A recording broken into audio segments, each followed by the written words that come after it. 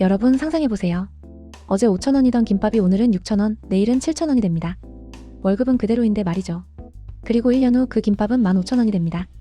SF 영화 같은 이야기라고요? 아닙니다. 지금 이 순간에도 터키에선 이런 일이 실제로 벌어지고 있습니다.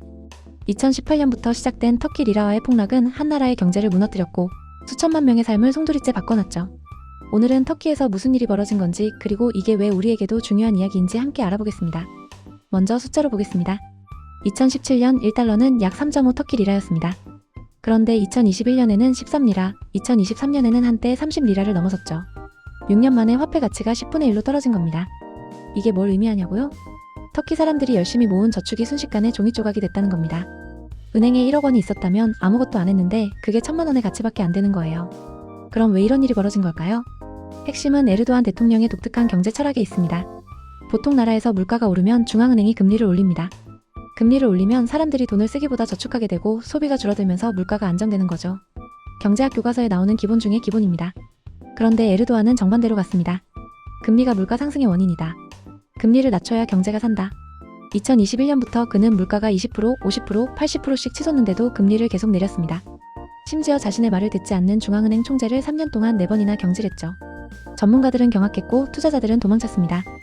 외국 자본은 썰물처럼 빠져나갔고 리라화는 추락했습니다. 문제는 여기서 끝이 아닙니다. 리라화 가치가 떨어지니까 수입품 가격이 폭등했습니다. 터키는 석유, 천연가스, 많은 공산품을 수입에 의존하는 나라거든요. 달러로 사야 하는 물건들이 리라화 기준으로 2배, 3배로 뛴 겁니다. 그러자 물가가 더 올랐고요. 물가가 오르니까 사람들은 지금 안 사면 내일은 더 비싸진다며 달려들어서 물건을 샀습니다. 이게 또 물가를 자극했죠. 그리고 똑똑한 사람들은 리라화 대신 달러나 금을 사 모으기 시작했습니다. 자국 화폐를 믿지 못하는 거예요. 이렇게 리라화에 대한 신뢰가 무너지면서 가치는 더더욱 폭락했습니다. 악순환이었습니다. 2022년 터키의 공식 인플레이션율은 85%를 기록했습니다. 실제로는 100%가 넘었다는 추정도 있고요. 이게 무슨 의미냐면 작년에 100만 원이던 생활비가 올해는 200만 원이 필요하다는 겁니다. 월급이 2배로 오르지 않는 한 삶은 지옥이 되는 거죠. 실제로 터키 청년들의 삶은 어떻게 바뀌었을까요? 이스탄불의 한 대학생 이야기입니다. 그는 아르바이트로 월 5,000리라를 벌었습니다. 2020년엔 이게 꽤 괜찮은 용돈이었죠. 그런데 2022년이 되자 그 돈으로는 월세도 못 내게 됐습니다. 집값이 3배 가까이 뛰었거든요. 많은 청년들이 부모님 집으로 돌아갔습니다. 독립? 생각도 못합니다. 결혼? 꿈도 못 꿉니다. 취업을 해도 마찬가지입니다. 월급이 오르긴 하는데 물가 상승을 따라잡지 못합니다. 작년보다 월급을 30% 더 받는데 물가는 80% 올랐다면 실질적으로는 가난해진 겁니다. 그래서 터키에선 두뇌 유출 현상이 심각합니다. 능력 있는 청년들이 유럽으로, 미국으로 떠나고 있어요. 자기 나라에서 미래를 찾을 수 없으니까요. 한 터키 청년은 인터뷰에서 이렇게 말했습니다. 우리는 열심히 공부하고 일하고 저축했어요. 그런데 정부의 잘못된 정책 때문에 우리 노력이 모두 물거품이 됐어요. 이게 공정한가요? 그렇다면 대체 왜 에르도안은 이런 무모한 정책을 고집한 걸까요? 여기엔 독재자의 전형적인 패턴이 숨어 있습니다. 첫째, 권력 집중입니다. 에르도안은 2018년 헌법을 개정해서 대통령에게 막강한 권한을 집중시켰습니다. 의회도, 사법부도, 중앙은행도 그의 통제 아래 들어갔죠. 반대하는 중앙은행 총재는 해고하면 그만입니다. 실제로 3년간 4명을 갈아치웠죠. 둘째, 전문가 무시입니다. 전 세계 경제학자들이 금리를 올려야 한다고 외쳤지만 에르도안은 내가 더 잘 안다며 귀를 막았습니다. 그는 자신이 경제학 박사보다 경제를 더 잘 안다고 믿었던 거죠. 이건 무능을 넘어선 오만입니다. 셋째, 선거용 포퓰리즘입니다. 금리를 낮추면 단기적으로 대출이 쉬워지고 기업들이 돈을 빌려 투자하는 것처럼 보입니다. 경기가 좋아 보이는 거죠. 에르도안은 이걸 선거에 활용했습니다. 내가 집권하니 경제가 성장한다고 선전하면서요. 장기적 붕괴는 선거만 이기면 나중 문제였던 겁니다. 넷째, 반대 세력 탄압입니다.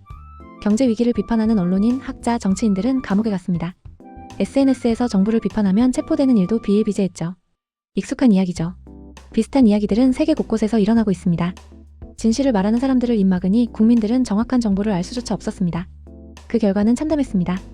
외국 투자자들은 이 나라는 정상적인 경제 원칙이 작동하지 않는다며 돈을 빼갔습니다. 외환 보유고는 바닥났고 리라화는 추락했죠.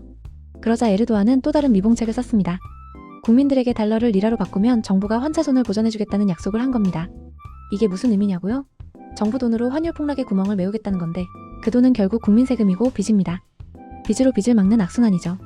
결국 터키의 경제 붕괴는 자연재해가 아니었습니다. 한 독재자의 무능한 판단, 권력욕, 그리고 견제받지 않는 시스템이 만들어낸 인재였던 겁니다. 저런 무능력한 독재가가 어떻게 저렇게 오래도록 집권하고 있는지는 의문입니다. 터키의 사례는 우리에게 중요한 교훈을 줍니다. 경제는 감정이나 신념이 아니라 원칙과 데이터로 움직여야 한다는 것. 단기적 인기보다 장기적 안정이 중요하다는 것. 그리고 무엇보다 잘못된 경제정책의 대가는 결국 평범한 시민들, 특히 청년들이 치른다는 것입니다. 여러분의 저축, 여러분의 미래, 여러분의 꿈은 안전한가요? 터키 청년들은 몇 년 전만 해도 자신들이 이런 상황에 처할 거라고는 상상도 못했을 겁니다. 국민들이 깨어나야 나라를 구할 수 있습니다. 그게 우리 미래를 지키는 첫걸음이니까요. 오늘 영상이 도움이 되셨다면 구독과 좋아요 부탁드립니다.